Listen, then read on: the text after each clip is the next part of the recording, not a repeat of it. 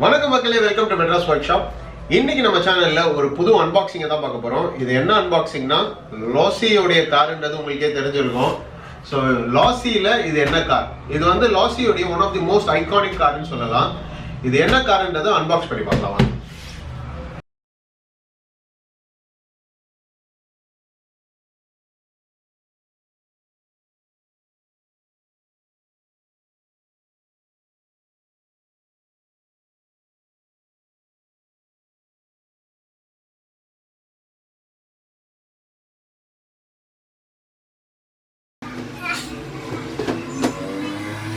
So guys,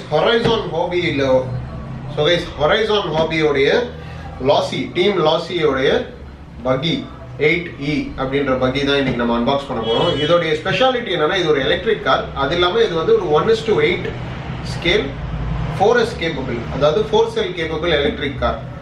இந்த car தான் இப்போதைக்கு சாம்பியன். எலக்ட்ரிக் கேட்டகரியில, பக்கியோடைய கேட்டகரியில இதுதான் champion. So winning legacy, இன்சைன் speed தான் போட்டிருப்பாங்க.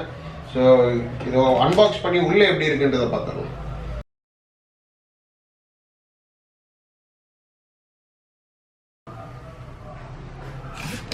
இதுதான் அந்த பக்கி. இதுதான் வந்து இப்போதைக்கு எலக்ட்ரிக்ல பக்கியில சாம்பியன்.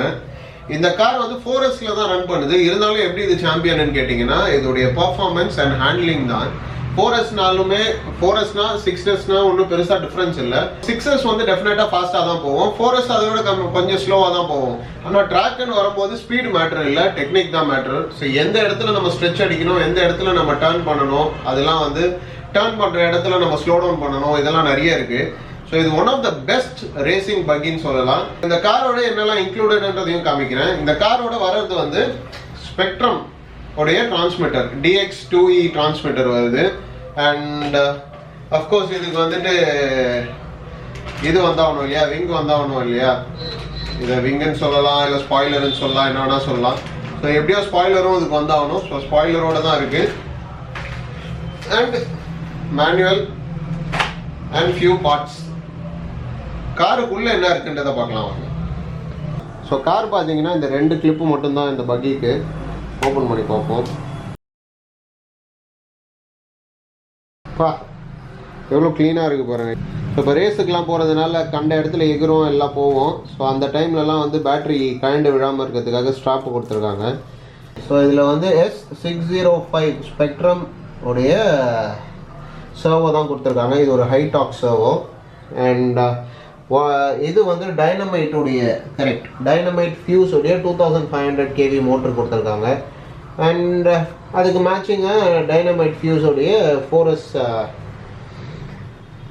ESCயும் கொடுத்துருக்காங்க.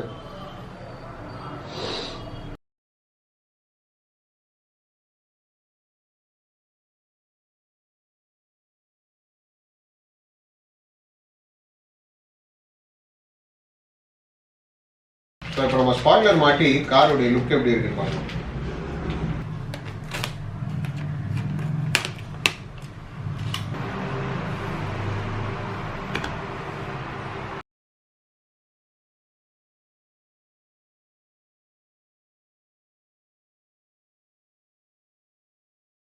காரோட பர்ஃபார்மன்ஸை வந்து நான் இப்போ போடுறேன். ஆக்சுவலாக என்னால் இப்போ ரன் பண்ண முடியல இதை, பட் இன்டர்நெட்லேருந்து எடுத்து போடுறேன் உங்களுக்கு இதோட performance video.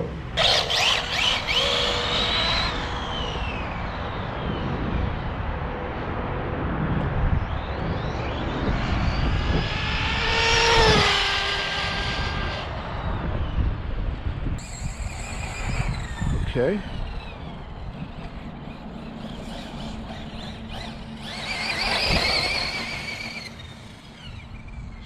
Enough.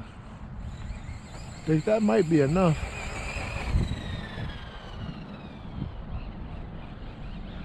That might be enough speed on that's a 30C in there. Ooh, got some sharp brakes. Might have to turn that down. I definitely think that's enough speed. But she was willing with that 22 on there.